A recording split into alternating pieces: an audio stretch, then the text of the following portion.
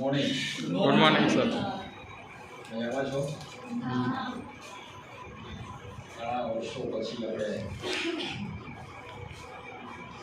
સાક્ષાત અને સાકાર રૂપે આજે એકત્ર થયા છે.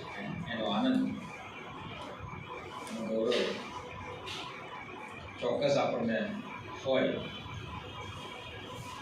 પરંતુ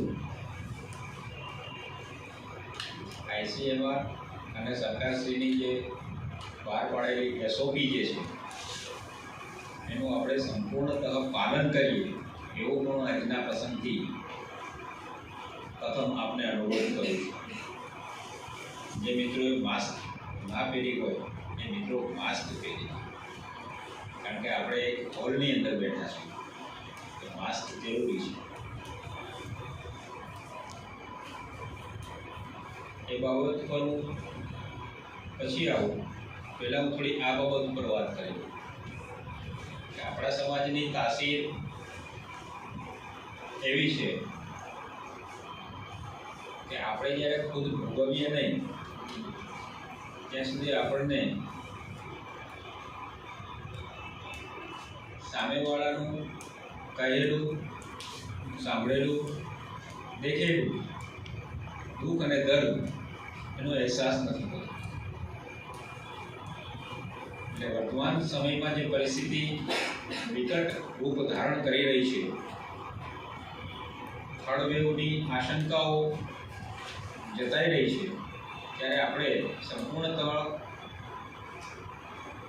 સલામતી સાથે આપણે આપણું કાર્યક્ષેત્રમાં ભૂમિકા નિભાવીએ એવી મારી હૃદયથી આપને પ્રાર્થના છે. श्री रामकृष्ण सेवा मंडल संचालित आनंद आर्ट्स कॉलेज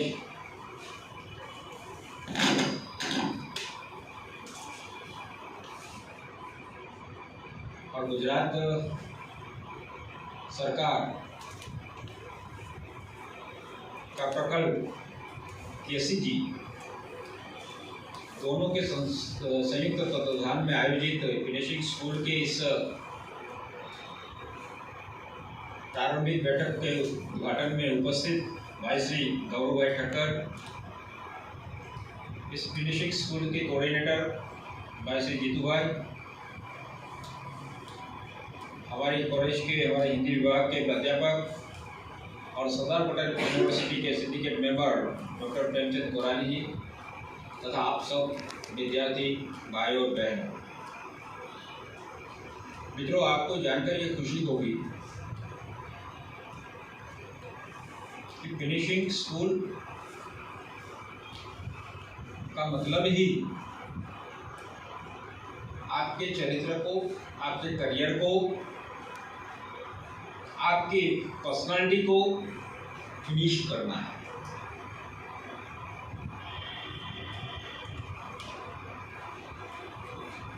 लेकिन जैसे ही मैंने अभी शुरुआत में गुजराती में कहा कि हम लोग खुद जब भुगतते नहीं है तब तक हमें उसकी असरकारिता का एहसास नहीं होता. इस महाविद्यालय में कई सारे बच्चे पढ़ रहे हैं. 1963 से इस कॉलेज की स्थापना हुई, तब से लेकर आज तक कितने सारे स्टूडेंट्स यहाँ से पढ़कर गए. जो लोग फिनिश्ड होकर गए वो आज समाज में अलग अलग जगहों पर एक बेहतरीन मुकाम पे अपना स्थान प्रस्थापित कर रहे हैं. और जिन लोगों ने इनकी असरकारिता को महसूस नहीं किया, अनुभव नहीं किया, एहसास नहीं किया, उसके महत्व को नहीं समझा, वो आज भी दर बदर की ठोकरें. तो प्रश्न ये उठता है, आज हमारे इस महाविद्यालय में करीबन 1200 स्टूडेंट्स पढ़ रहे हैं. उन तमाम स्टूडेंट्स में से आपको इस प्रकार की फिनिशिंग स्कूल में अपने व्यक्तित्व को फिनिश करने के लिए, फर्निश करने के लिए, मजबूत करने के लिए, विकसित करने के लिए मौका मिला है. यह अवसर हर किसी को नहीं मिलता.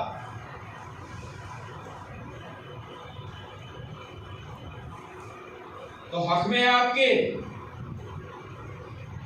आप अपने आप को कितना फिनिश कर सकते हैं,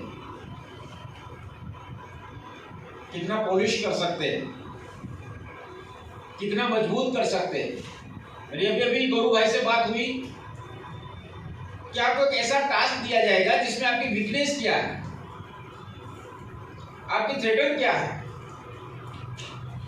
आपकी स्ट्रेंथ क्या है, उन तमाम चीजों का अभ्यास कराया जाएगा बाकायदा प्रैक्टिकली।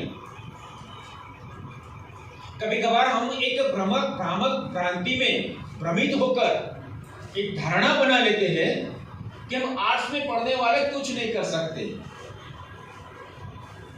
हमारे पास वो ताकत नहीं है, हमारे पास वो जज्बा नहीं है, हमारे पास वो बुद्धि नहीं है, हमारे पास वो शक्ति नहीं है, हमारे पास वो जरिया नहीं है जो अन्य अनेक लोगों के समक्ष हम खड़ा रहकर अपनी अस्तित्व को या अपनी आइडेंटिटी को उसके समक्ष रखकर ये कह सके कि हम में भी कुछ है, हम भी बनकर कुछ दिखा सकते हैं। सच पूछो तो वो भी हमारे जैसा ही एक व्यक्तित्व है, चाहे वो इंजीनियरिंग में हो, चाहे मेडिकल वाला हो, चाहे साइंस वाला हो, चाहे कॉमर्स वाला हो, चाहे किसी भी विद्या शाखा में पढ़ने वाला विद्यार्थी हो, वो हमसे अलग नहीं है, हमारे परिवार के, हमारे समाज के ही स्टूडेंट्स हैं। लेकिन हम मानसिक रूप से इस बात को गांठ बांध कर रह रहे हैं कि वो साइंस में पढ़ने वाला है तो होशियार होगा, और समाज ने भी इस प्रकार की एक विचारधारा बना ली कि साइंस वाले ही होशियार होते हैं। ऐसा नहीं, सबसे अहम चीज ये है कि आप पहले अपने आप को परखो, पहचानो, पूछो अपने आप से, यू आस्क योरसेल्फ कि आप में कितनी ताकत है, कितनी क्षमता है, अपार शक्तियां हमारे भीतर शामिल है। ईश्वर ने हम सबको जो अवतार दिया है ना, उस अवतार के साथ साथ तमाम शक्तियां भी समर्पित की है। ईश्वर के घर पे कोई भेदभाव नहीं है, लेकिन हम अपनी शक्ति को पहचान नहीं पाते। आज मंगलवार है, हनुमान जी का दिवस। हनुमान जी में अपार शक्ति थी ना, है ना। जब लक्ष्मण को मूर्छा आई तो संजीवनी जड़ी बूटी लेने के लिए भेजा था श्री राम ने, लेकिन पूरा पहाड़ उठा कर ले आया। उसी हनुमान जी को उसके भीतर कितनी शक्ति है उसका एहसास नहीं था, लेकिन उसका स्मरण कराते थे तभी उसे पता चलता था कि हमारे भीतर कितनी शक्ति है। वैसी स्थिति हमारी है, और ये स्मरण कराने का कार्यक्रम यानी कि स्कूल। आज जमाना बदल चुका, 21वीं सदी के हम स्टूडेंट्स हैं।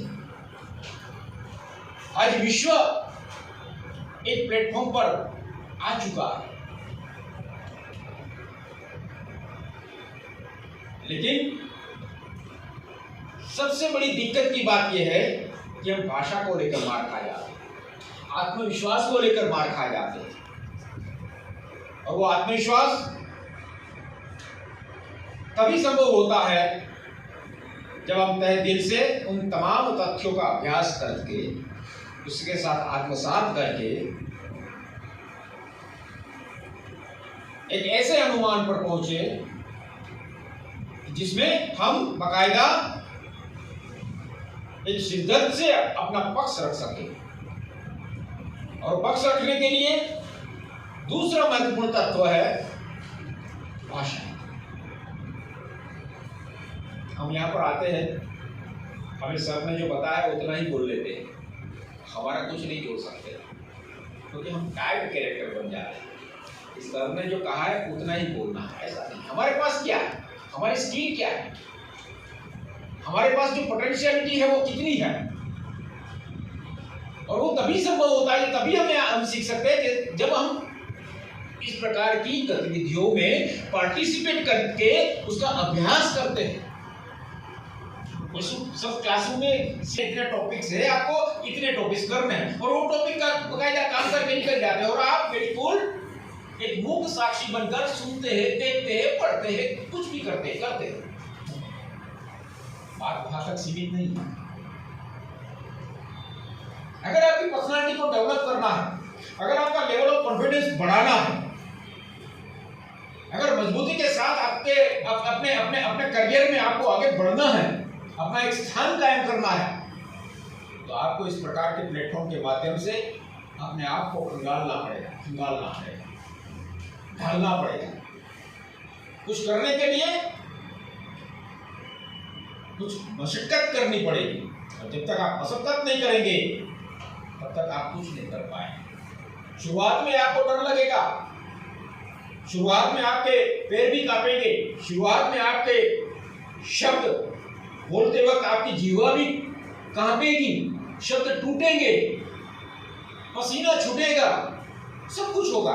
मानव सहज स्वभाव है, शरीर है, उसमें हर प्रकार के भावों का भरा हुआ भंडार है, तो वो भाव तो अपने आप उड़ेगा। लेकिन एक बात ठान कर हमेशा चलिए कि जो चीज उनमें है वो चीज हम में भी है। जो चीज वो कर सकता है वो चीज हम भी कर सकते हैं। इसलिए दिल और दिमाग दोनों खुला रखिए। ये पूरा विश्व जो है अभ्यास का एक बहुत बड़ा केंद्र है। कहीं ना कहीं किसी न किसी रूप में वहां से कुछ न कुछ आपको सीखने को मिलेगा। आज तो सोशल मीडिया इतना प्रबल मात्रा में चल रहा है, न्यूज मीडिया, सोशल मीडिया, उसमें भी कुछ न कुछ सीखने को मिलेगा। हमारे यहाँ कई सारे विषयों को लेकर पठन पाठन हो रहा है, आपको शायद जानकर ये ताज्जुब होगा। आप ये कॉलेज में पढ़ रहे हैं, हमारे यहाँ अपने यहाँ डिप्लोमा इन योगा चल रहा है। मैंने एक नोटिस रखा था,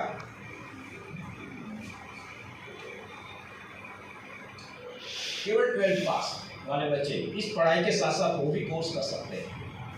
हमारे यहाँ बीओक चल रहा है, हमारे यहाँ पीजीडीसीए चल रहा है, हमारे यहाँ बीसीए, बीबीए, बीएसडब्ल्यू सब कुछ चल रहा है। पढ़िए, मेहनत करिए। केवल एक ही पर्सनालिटी में अपने आप को टाइप बनाकर सीमित मात्रा में अपने व्यक्तित्व को बांधने की कोशिश मत करिए।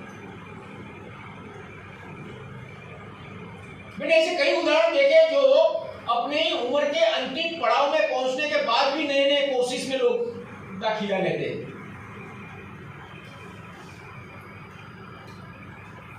जबकि उन लोगों को पूरी पर्याप्त मात्रा में अवसर प्रदान नहीं होता, प्लेटफॉर्म नहीं मिलता, अपॉर्चुनिटी नहीं मिलती। आपके समझ तो सारी अपॉर्चुनिटी है, सारा समय है, तो उसका भरपूर उपयोग करके अपने व्यक्तित्व को निखारिए, अपने जीवन को उजागर करिए और अपने दायित्व को निभाइए। ईश्वर ने मनुष्य अवतार दिया है, सबसे बेहतरीन अवतार है, बार बार नहीं मिलने वाला है। मैथोलॉजी के अनुसार सच है गलत है पता नहीं मुझे, लेकिन मैथोलॉजी हमारी ये कहती है, हमारा धर्म ये कहता है, हमारा दर्शन ये कहता है कि 184 फेरा फिरने के बाद ही एक अवतार मिलता है। 84 लाख,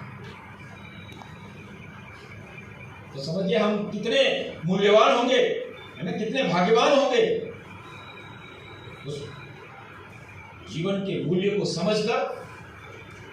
आपके परिवार ने आप पर भरोसा जताकर आपको ग्रेजुएशन के लिए यहां भेजा है। आपके परिवार ने आप पर भरोसा जताकर आपको कुछ बनने के लिए सपना देखा है। उस सपने को साकार करने के लिए आपको मेहनत करनी है, उसको सच करने के लिए, उसको चरितार्थ करने के लिए आपको कुछ न कुछ मशक्कत करनी पड़ेगी। और वो तभी संभव होगा जब आपका मन जो है एकाग्र होगा। विचलित मन वाले ये नहीं कर सकते। कभी कभार ये होता है कि मन बड़ा चंचल होता है, आप बैठे हैं यहाँ पर, मेरी बात सुन रहे हैं, कान खुले हैं, आंख खुली है, लेकिन आपका मन जो है किसी पकौड़ी वाली के पास पहुंच जाता है।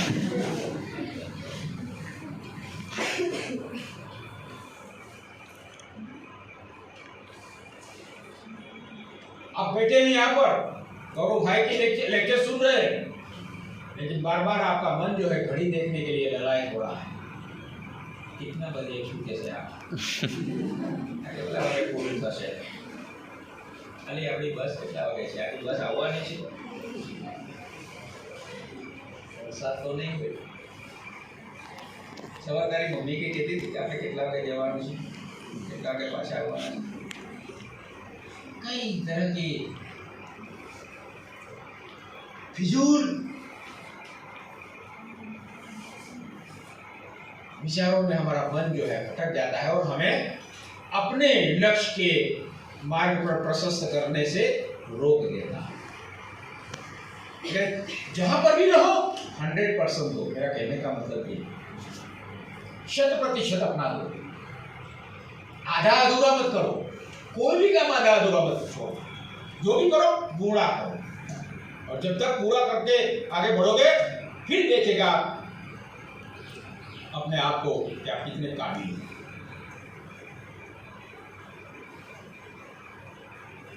तो आज विश्व के साथ कदम से कदम मिलाने के लिए आपको आगे बढ़ना है।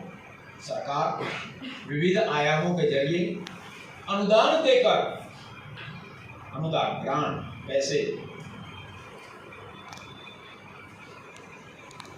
भारत के भविष्य को उजागर करने के लिए, निखारने के लिए खर्च करती है। तो सोचिए, ये सेल्फ फाइनेंस में फिनिशिंग स्कूल नहीं है ना, जितनी भी सेल्फ फाइनेंस कॉलेज है ना यहाँ पर पूरे गुजरात में, आपको मैं ये बता देना चाहता हूँ, बराबर।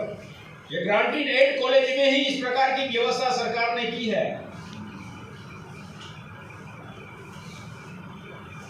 ताकि वो उन विद्यार्थियों के समक्ष हमारे ग्रांटेड एड के विद्यार्थी बिछड़ ना जाए, अपने आप को कमजोर महसूस ना करे, अपने आप को छोटा महसूस ना करे। कभी कभार ऐसा होता है, और ये ताज्जुब की बात नहीं है, होता है, होना भी चाहिए। मुझे भी होता था, मैं जब पढ़ता था तब लोग पूछते थे काहे में पढ़ता है, मैंने कहा आर्ट्स में। कौन सा विषय? मैंने कहा हिंदी। तो लोग ऐसी नजर से, सभी नजर से देखते थे, हाँ हिंदी को पढ़ने वाली चीज है, ऐसा भी प्रश्न पूछते थे। क्योंकि मेरे साथ मेरे बैच में पढ़ने वाले बच्चे मित्र जो थे, वो कोई इकोनॉमिक्स में थे, कोई साइकोलॉजी में थे, कोई इंग्लिश में थे, और मुझे पता नहीं क्या सूझा, मैंने हिंदी रख लिया भाई। अब जो है वो है, लेकिन ठान लिया। तब जब पढ़ता था तब हिंदी बोलना भी नहीं आता था मुझे। आप यहाँ बोरसद में हिंदी बोले ना, तू हेड़के जा, मैं चल के आता हूँ।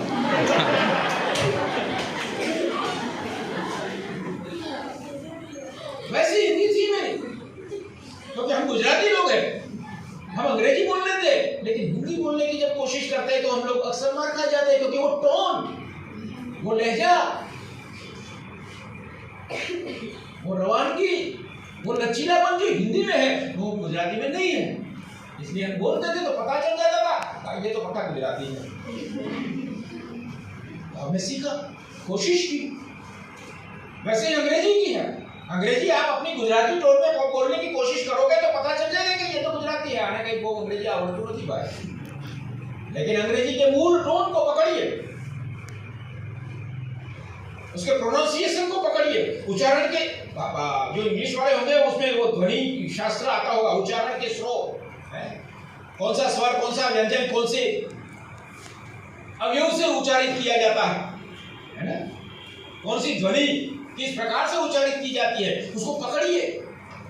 फोनेटिक्स में ये सब सिखाया जाएगा। फिर देखिए अपने आप को, और आपने गुजराती भाषा में जो बोलવાની कोशिश કરીશું તો આપણે માર ખાઈ જઈશું। ભલે આપણું અંગ્રેજી સાચું હોય, પણ છતાં સામેના વાળાના સામે એવું લાગશે કે આપણે રિમોટ એરિયામાંથી આવીએ છીએ। દેશી આપણને કહેશે, શું કહેશે? આ તો દેશી છે। તો આપણે દેશી નથી રહેવું, આપણે વિદેશી પણ નથી થવું। દેશી નથી રહેવું એનો મતલબ એવો નથી કે આપણે વિદેશી થઈ જવું, પરંતુ વિશ્વમાં જે ભાષા ચાલી રહી છે તે, જે પ્રવાહમાં ચાલી રહી છે તે, જે ભાવો સાથે બોલાઈ રહી છે તે ભાવો સાથે પ્રવાહ સાથે આપણે બોલી શકીએ એટલું તો આપણે કમસે કમ કરીશું. અને જો તમારી ભાષા મજબૂત હશે, પ્રબળ હશે, સ્ટ્રોંગ હશે, તો તમારી અંદરનો આત્મવિશ્વાસ પણ ઓટોમેટિક પ્રબળ થશે, સ્ટ્રોંગ થશે. એના માટે બે વસ્તુ તમારે કરવાની જરૂર છે. એક તો તમે બને ત્યાં સુધી ઇંગ્લિશ બોલવાનો પ્રયત્ન કરો, બને ત્યાં સુધી હિન્દી શીખવી તો હિન્દી બોલવાનો પ્રયત્ન કરો. ભલે ખોટું બોલો, ભલે હિન્દી તો બધાને આવડે જ છે, કારણ કે આજકાલ જો સિરિયલ્સ છે, ફિલ્મ્સ છે, એમાંથી હિન્દી ઘણું બધું શીખવા મળે. પણ તમે ઘણી વખત કેવું કરો છો, એને મનોરંજન સુધી માત્ર સીમિત રાખી દો છો.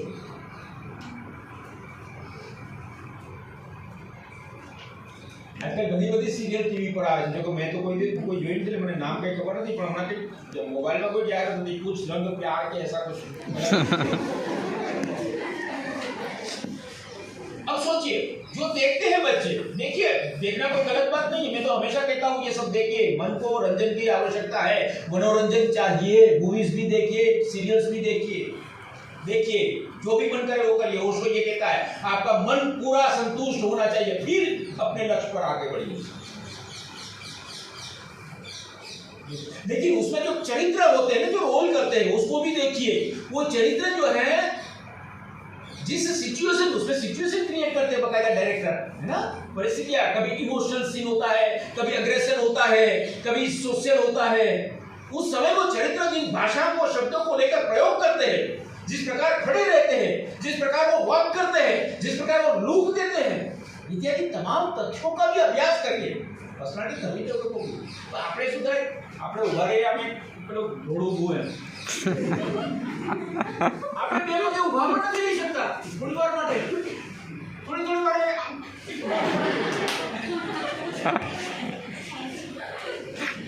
अरे यार, इसलिए तो फिर आपको मजबूत होना चाहिए कि आपका ऊपर का हिस्सा उतना वजन तो वो झेल सके. या फिर जब क्लास में बैठते तो मैंने कई सारे बच्चों को देखा मुंडी को टेका देते हुए. इतनी मुंडी भारी है आपकी, इतना वजन है आपको कि इस गर्दन पर वो रह नहीं सकती. उसको टेका देने की जरूरत क्या पड़ती है? उसके लिए क्या जरूरी है? ये क्या है? आलस है हमारे भीतर. आलस के चलते हम लोग करते हैं, क्योंकि हमें इच्छा नहीं है ऐसा करने की, ऑटोमेटिक हो जाते हैं.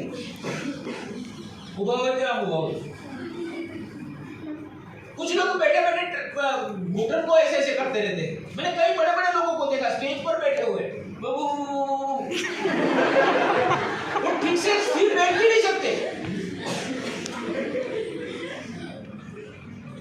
वो क्या होता है मालूम है? क्योंकि हम अपने आप पर एकाग्र नहीं है.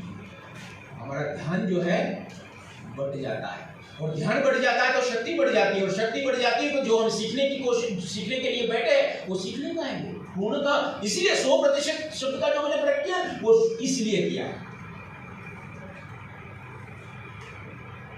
और उसके लिए क्या जरूरी है? अच्छा डाइट है ना, और अच्छी एक्सरसाइज. यहाँ डिप्लोमा इन योगा इसलिए हम चला रहे हैं. कितने सारे बड़े बुजुर्ग यहाँ से डिप्लोमा इन योगा करें, बड़े डॉक्टर अपनी कॉलेज में आ रहे हैं डिप्लोमा इन योगा करने के लिए. हर संडे को क्लास होती है, हर संडे को, ताकि वो पढ़ने वाले, लिखने वाले, नौकरी वाले सब आ सकते हैं. और बकायदा कोई कॉलेज का सेंटर नहीं है, श्री सोमनाथ संस्कृत यूनिवर्सिटी का डिप्लोमा कोर्स हम लोग चला रहे हैं. और आजकल आप देखिए विश्व कोरोना से ग्रसित हो चुका है, और बार बार पूरा विश्व कह रहा है कि भाई योग कीजिए, योग करिए, अपने आप को स्वस्थ रखिए, अपने आप को सलामत रखिए, अपनी इम्यूनिटी बढ़ाइए. इम्यूनिटी बाहर के दवाओं से नहीं आती, इम्यूनिटी भीतर से प्रकट होती है. और भीतर से इम्यूनिटी प्रकट करने के लिए बाकायदा इस प्रकार की साधनाओं से, इस प्रकार के आसनों से, इस प्रकार की कसरतों से गुजरना पड़ता है, तभी इम्यूनिटी डेवलप होती है. और जब ये करके आप आओगे ना, सुबह योगा करिएगा 15-20 मिनट, फिर बस पकड़िएगा, देखिएगा कुछ लोग बस में पकड़ कर बाजू वाला को डिस्टर्ब कर रहे हैं, मुंडी वहां तक पहुंच जाती है. होगा ना, देखा होगा आपने, बस में बैठते ही सीट में बैठते ही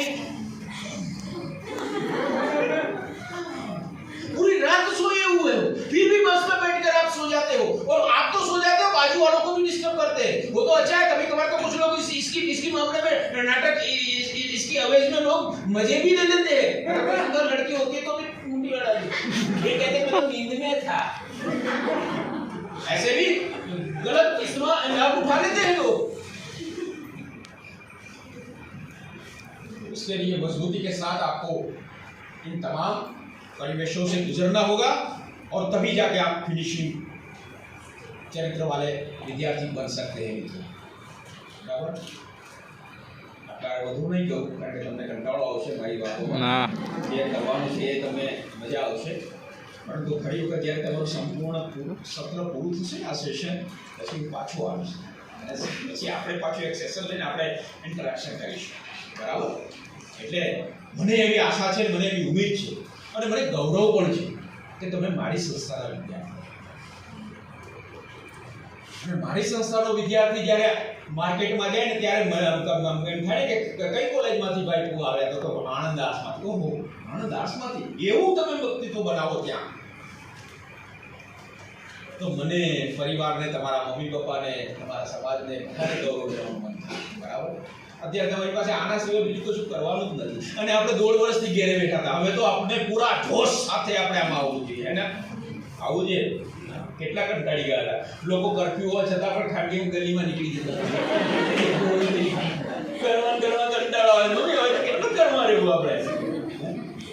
એટલે તમે નહીં, અમે પણ, હું કોરાની સાહેબ પણ અમે બહાર નીકળી જતા હતા. એકવાર તો પોલીસનો ડબ્બો પણ આવી ગયો ને ઉઠાઈ જવાની ફિરાકમાં જતા પોલીસ વાળા ને તમે તો હાથ જોડીને ઉભા રહ્યા હતા. ભૂલ થઈ એટલે એને ખબર નહીં, દયા આવી એટલે મને છોડી દીધો. કોરાની સાહેબને ચાલ્યા પણ પછી એને એમ લાગ્યું કે આ બિચારો સીધો પ્રોફેસર છે, જવા દો ને ધમકી આપી બહાર ના નીકળતા.